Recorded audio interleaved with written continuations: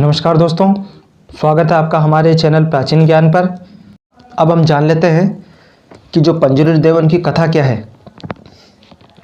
पौराणिक कथा के अनुसार क्या है, एक वराह के 5 पुत्र हुए, किंतु उनमें से एक नवजात बच्चा पीछे छूट गया।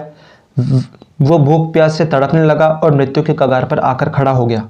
और उसी समय माता पार्वती वहाँ भ्रमण करती हुई आई, और जब उन्होंने एक नवजात वराह शिशु को देखा तो उन्हें उस पर दया आ गई और वे उसे लेकर कैलाश पर आ गई। वहाँ वो अपने पुत्र की भांति उसका लालन पालन करने लगी। थोड़ा समय बीता और उस बच्चे ने एक विकराल वराह का रूप ले लिया और समय के साथ उसके दाढ़ अर्थात दांत निकल आए, जिससे उसे बड़ी परेशानी होने लगी। उस खुजलाहट से बचने के लिए वो पृथ्वी पर लगी सारी फसलों को नष्ट करने लगा। इससे संसार को भोजन में कमी आने लगी और लोग भूख से त्रस्त होने लगे।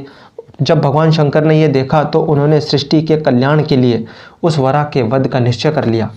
जब माता पार्वती को यह पता चला तो उन्होंने महादेव के उसके प्राण न लेने की प्रार्थना की। तब माता पार्वती के प्रार्थना पर महादेव ने उसका वध तो नहीं किया, किंतु उसे कैलाश से निष्कासित कर पृथ्वी पर जाने का श्राप दे दिया। अपने प्राणों की रक्षा के बाद उस वराह ने महादेव और माता पार्वती की अभ्यर्थना की और तब भोलेनाथ ने उसे एक दिव्य शक्ति के रूप में पृथ्वी पर जाने और वहां पर मनुष्यों और उनकी फसलों की रक्षा करने का आदेश दिया।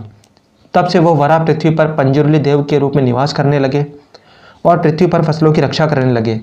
इसी कारण लोगों ने इन्हें देवता की भांति पूजना आरंभ कर दिया और दक्षिण भारत में अलग अलग स्थानों पर इन्हें अलग अलग नाम से इन्हें जाना जाता है। इनके नाम के साथ साथ इनकी पूजा पद्धति और रूप भी अलग अलग है। अधिकतर स्थानों पर इन्हें वराह के रूप में ही दिखाया जाता है, किंतु कुछ स्थानों पर इन्हें मुकुटा पहने हुए मनुष्य के रूप में भी दर्शाया जाता है। कौन है पंजुरुली देव, आइए जानते हैं इस वीडियो में। आजकल कांतारा नामक एक फिल्म की बहुत चर्चा हो रही है और उससे भी अधिक उत्सुकता उस फिल्म में दिखाए गए पंजुरुली देव के बारे में जानने की है।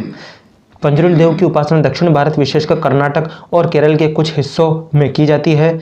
वहाँ इनकी दंत कथाएँ बड़ी प्रचलित है, किंतु देश के अन्य हिस्सों में उसके बारे में बहुत ही कम लोग जानते हैं। तो आइए जानते हैं कि इस विषय के बारे में। पंजुरुली शब्द जो है वास्तव में एक तुलु शब्द पंजीदा कुरले का अपभ्रंश है। तुलु भाषा में इसका अर्थ होता है युवा वराह। ये कुछ भगवान विष्णु के वराह अवतार की ही तरह है। तुलु लोगों में जिन्हें तुलुनाडु भी कहा जाता है। पंजुरुली देव सबसे प्राचीन देवताओं में से एक माने जाते हैं और ऐसी मान्यता है कि जब पहली बार पृथ्वी पर अन्न की उत्पत्ति हुई उसी समय पंजुरुली देव पृथ्वी पर आए, अर्थात मानव सभ्यता के आरंभ में। कुछ विद्वानों का यह भी मानना है कि जब मनुष्यों ने खेती करना सीखा तो उस समय जंगली सुअर अर्थात वराह अपने पेट भरने के लिए उनकी फसल को खा जाते थे। उन्होंने इसे कोई देवीय शक्ति समझ लिया और वराह रूपी पंजुरुली देव की उपासना करना आरंभ कर दिया ताकि वे उनकी फसलों की रक्षा कर सके।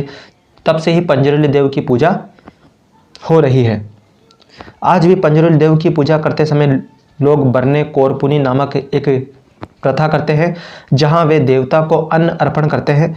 इस प्रथा में बांस के एक पात्र में चावल रखते हैं और उस पर नारियल के 2 टुकड़ों में दीपक को जलाकर पंजुरुली देवता के सामने रखते हैं और इसके बाद में पंजुरुली देव के समक्ष एक बेहद प्राचीन नृत्य किया जाता है जिसे भूता कोला कहा जाता है।